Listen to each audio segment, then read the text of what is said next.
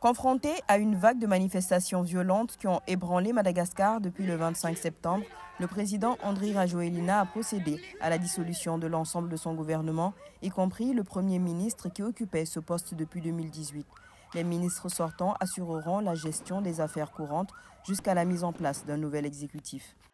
La capitale Antananarivo ainsi que d'autres villes ont été le théâtre de manifestations déclenchées par des coupures récurrentes d'eau et d'électricité.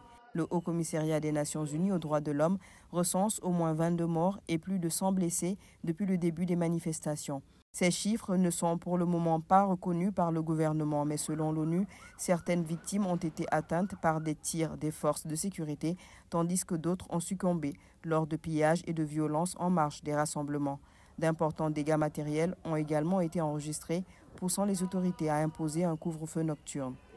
Les manifestations largement diffusées sur les réseaux sociaux et incarnées par le mouvement Léo Délestage traduisent l'exaspération d'une jeunesse mobilisée face aux pénuries énergétiques et hydriques qui perturbent gravement le quotidien des Malgaches.